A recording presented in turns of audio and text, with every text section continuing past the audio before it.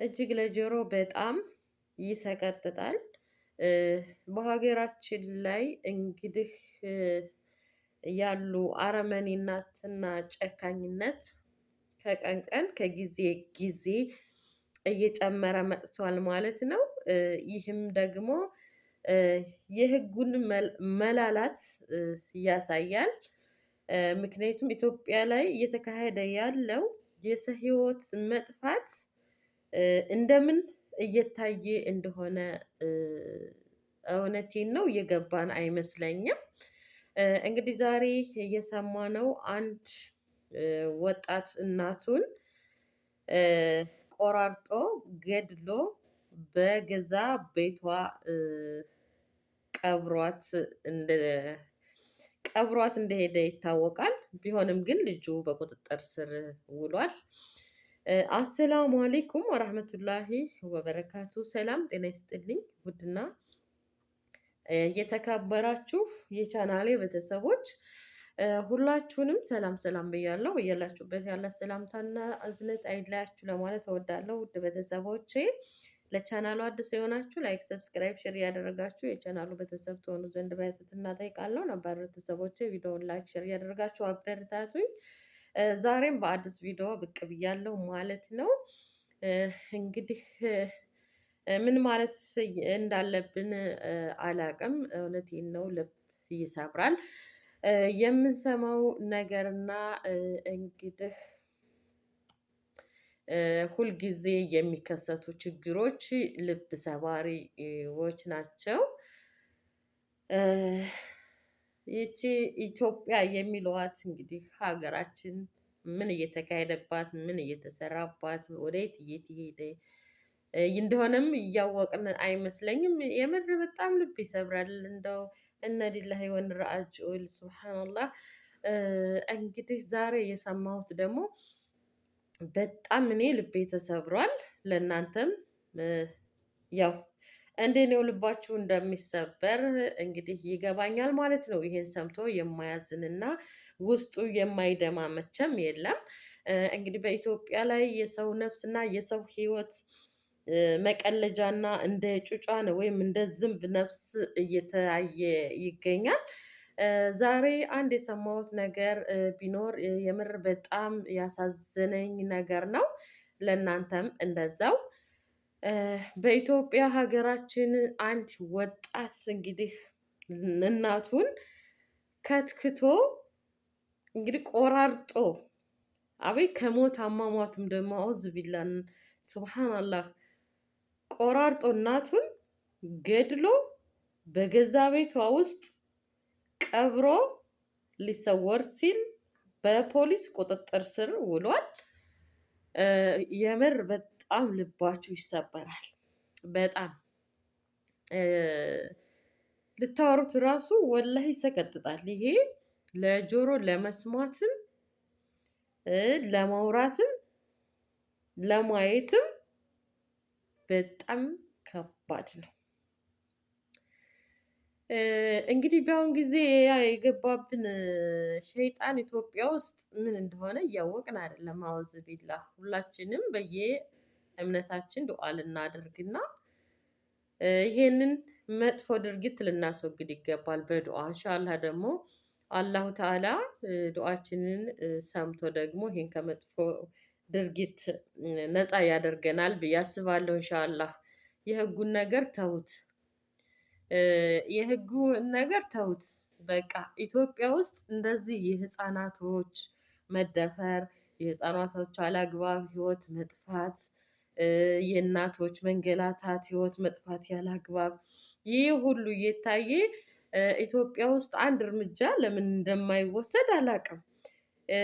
በቃ ምንም ስለማይደረጉ መንግስትም እያስተኛ በእስር ቤት ስለሚቀልባቸው አይ ብንሄድም ብንታሰርም በቃ ቁጭ ብለን ስለምንበላ ምን እንደረጋለን በማለት ከቀን ቀን እንግዲህ በቃ ጨካኞች የእናቶቻችንን ህይወት፣ የእህቶቻችንን ህይወት፣ የወንድሞቻችንን ህይወት እየቀጠፉ ይገኛሉ። ወላሂ በጣም ነው የሚያሳዝነው። ይሄ ምንድነው? የህጉ መላላት ነው ማለት ነው። ህጉ አንድ የተወሰነ እርምጃ ለመውሰድ ለምን እንዳቃተው አናቅም። እንግዲህ ይቺ እናት በዱባይ ደግሞ አንድ ወንድና አንድ ሴት ልጆች አሏት። ይሄኛው ልጇ ከትክቶ የገደላት ልጇና እሷ ናቸው ኢትዮጵያ ውስጥ ያሉት። እህትየዋ እንግዲህ እዚህ ዱባይ ያለችው ኢንተርቪ ሲያደርጓት ስንሰማ እህቷ ማነው ይቅርታ እናቷና ይሄ የገደላት ጨካኝ ወንድሟ የሚኖሩት በአንድ ቤት ውስጥ ነው። ግን እናትየዋን ሁልጊዜ ያሳቅቃታል ማለት ነው። ሁል ጊዜ ያሳቅቃታል። ይህንን ያለችው ደግሞ እህትየዋ ኢንተርቪ ተደርጋ እንግዲህ ያለችው ነው ማለት ነው። ሁልጊዜ ያሳቅቃታል ይሄ ልጅ ማለት ነው። ከዛ እናትየዋ ማታ ማታ ስለምትፈራው ላዳር ጎረቤት እየሄደች ነው የምታድረው ማለት ነው። ይሄንኑ ፈርታ ይገለኛል ብላ ሁልጊዜ ያሰቃያታል። መጥፎ ነገሮችን ሊያደርግ ይታገላል። እናቱን የሰው ልጅ አውዝ ቢላ ልታወሩትም ልሰሙትም የምር በጣም የሚከብድ ነገር ነው እና ስለዚህ ብቻ ምን ማለት እንዳለብኝ አላውቅም። ወላሂ በጣም ነው እኔ እንጃ። በአሁኑ ሰዓት መውለድንም በቃ የሚያስጠላችሁ ጊዜ ነው እንዴ! እንደዚህ ከሆነ ልጅ ለምን ይወለዳል? ምን ይሰራል? ባይሰጣችሁ ይሻላል። እና ይቺ እናት ሁልጊዜ ማታ ማታ ከጎረቤት ነው የምታድረው። ከዛም በኋላ ልጁ ደግሞ እየሰከረ በቃ ምን እያለ ነው የሚመጣው። እናት ናትና ቢደበድባት፣ ቢሰርባት፣ ቢዝትባት በቃ የእናት አንጀትና የልጅ አንጀት መቼም አንድ አይደለም የምናውቀው ነው። እና ይቺ እናት አላስችላት ብሎ አንድ ቀን ከምታድርበት ከጎረቤቶቿ ቤት መጥታ አምሽቶ ሲመጣ ለልጄ እራት አድርሼ ልንጣ ብላ ከሄደችበት ዳይ ሁልጊዜ ከምታድርበት ጎረቤቶቿ ቤት ለዚህ ለልጅ እራት ይዛ ሄደች ማለት ነው። እራት ይዛ ስትሄድ እዛው አፍኖ ይዞ ቆራርጦ ገደላት ማለት ነው። ቆራርጦ ከገደላት በኋላ ደግሞ በቤት ውስጥ መቅበር፣ በቤት ውስጥ በገዛ ቤታቸው ውስጥ ቀብሮ ለጊዜው ተሰውሮ ነበር። ግን አሁን በቁጥጥር ስር ቢውልም በጊዜው ተሰውሮ ነበር። ከዛም በኋላ አልታወቀም። ቤቱ ሬሳው አሸቶ የሴትየዋ ማለት ነው። ለ4 ቀን ያክል ቤት ውስጥ ነው እና ሬሳው የሆነ ሽታ አለ። ምንድን ነው የሚሸተው ምናምን፣ ኧረ እዚህ የሚሸት አለ ምናምን ተብሎ ከጎረቤት ሲኬድ ቆራርጦ እጇን ለብቻ እግሯን ለብቻ ምን ልበላችሁ እንደው በጥቅሉ ቆራርጦ ብዬ ልለፈው። የሌላ እንዴት አድርጎ እንደቆራረጣት ቢወራ የምር ያሳብዳል። አውዝ ቢላ እና እንደዛ ቆራርጦ ገድሏት የራሱን ወላጅ እናት እንግዲህ እናት የሆናችሁ እናት ለልጇ ምን ያክል ዋጋ እንደምትከፍል ታውቃላችሁ ማለት ነው። ስለዚህ እናት እንኳን ተቆራርጣ ልትጣል ይቅርና እንደዚህ በመጥፎ ዓይን እንኳን እንደዚህ አድርጎ እናትን ማየት በጣም ይከብዳል። እናት ለልጇ የምትከፍለው መስዋዕትነት በጣም ከባድ ነው። ቤተሰብ ለልጁ የሚከፍለው መስዋዕትነት በጣም ከባድ ነው። እናትና አባት በተለይ እናት ለልጆቿ የምትከፍለው መስዋዕትነት ትልቅ ነው እና እንደዚህ አድርጎ መግደል ማለት ኧረ ቢስሚላህ። አሁን ልጅቷ ማለትም የሴትየዋ ልጅ የሞተችው የገዳዩ እህት ማለት ነው በዱባይ ራሷን አታውቅም፣ ስታለች። በቃ ወደ ሀገር ልትገባ ደግሞ ኮንትራት ነው የምትሰራው። ማነው ሰዎቿን አሳፍሩኝ ገንዘቤን ስጡኝ በምትላቸው ሰዓት ደግሞ ገንዘቧንም ሊሰጧትም ሊያሳፍሯትም አልቻሉም። የኮንትራት ነገር የምታውቁት ነው። ግን ሄደች አልሄደች ትርጉም የለውም። ግን ራሷን መቆጣጠር አትችልም። ሂዳ እንኳን ያው በቃ የእናቷን ቀብር ማየቱም እርሟን ማውጣቱም ኸይር ነገር ነው። በስደት ሀገር ሆናችሁ መቼም ሀዘን አይወጣም። እንኳን የእናትን ያክል ነገር እንኳን እንደዚህ ያላግባብ በአሰቃቂ ሁኔታ ተገድላባችሁና እናት አላህ ወስዷት እንኳን በቃ አትቆርጡም። ሰዓቱ ከባድ ነው እና በጣም ያሳዝናል። ኢትዮጵያ ውስጥ እንግዲህ በቃ ስለዚህ በቃ ፍርድ የሚሰጥበት ቀን መቼ ነው? ከመሬት በሙሉ ሰው ሲጠፋ ነው እንደ ፍርድ የሚሰጠው? መቼ ነው ኢትዮጵያ ውስጥ በቃ ለተጎዳ ህይወቱ ለጠፋ ሰው ከባድ ቅጣት የሚሰጠው? መቼ ነው? ሰው በቃ ከመሬት እስከ ከጠፋው በኋላ ለድንጋዩ ለወፉ ለምኑ ነው?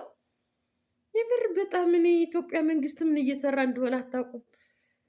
በስደት ሀገር ያለ ሰው ለራሱ እኮ ወላሂ ሀገሩ እየናፈቀው ማለት ነው። ይሄን ነገር ሲያስታውስ ሀገሩን አስጠልቶት በቃ እዛው አረቦቹ እንዳረጉ ያድርጉም ብሎ እኮ ጥርስ ነክሶ ቁጭ ያለ ህዝብ እኮ ነው።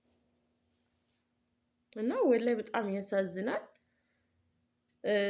ስንቶቹ ህፃናቶች አላግባብ እንደዛ ተከትክተው ተደፍረው ህይወታቸውን ያጡ ስንቶች አሉ። ህፃናቶች ምንም በማያውቁት እየተከተከቱ በቃ እየተገደሉ ምንም ያልተባለባት ሀገር በጣም ያሳዝናል። ጭርስ ጎሽ ያሏቸው እኮ ነው የሚመስሉት። ቀን በቀን ለሰው ህይወት ማጥፋት ቆሞ የተነሳ ሀገር ማለት ኢትዮጵያ ወላሂ በጣም ነው የሚጠገን ነው። ውድ ቤተሰቦቼ ይሄን ካልኳችሁ ይበቃል። ብዙ ነው አያልቅም። ልታወሩትም ይሰቀጥጣል፣ ውስጣችሁ ይደማል። ብቻ አላሁ ተዓላ ከጨካኞች ይጠብቃችሁ። የተመረቀ ልጅ ይስጣችሁ ከሰጣችሁ፣ ካልሰጣችሁም እንደው ከእንደዚህ አይነት ከሚሰጣችሁ ደግሞ ቢቀር ይሻላል። መሀንነታችሁ በቃ እንደው ወላሂ በጣም የምታሳዝን እናት። እንግዲህ ታምኔሉ ላይ ይዋት በጣም ነው የምታሳዝነው ይቺ እናት። በጣም ያሳዝናል። ይሄው ገዳዩም ልጇ ይሄው እዩት ታምኔሉ ላይ። እና ውድ ቤተሰቦቼ ሱብሃንአላህ አላህ ከጨካኞች ከሳውሬ ይጠብቃችሁ ይጠብቀን ለማለት እወዳለሁ። ቪዲዮውን ላይክ ሼር አድርጉት። ቀጣይ ቪዲዮ እስከምንገናኝ ድረስ አሰላሙ አለይኩም ወራህመቱላሂ ወበረካቱ።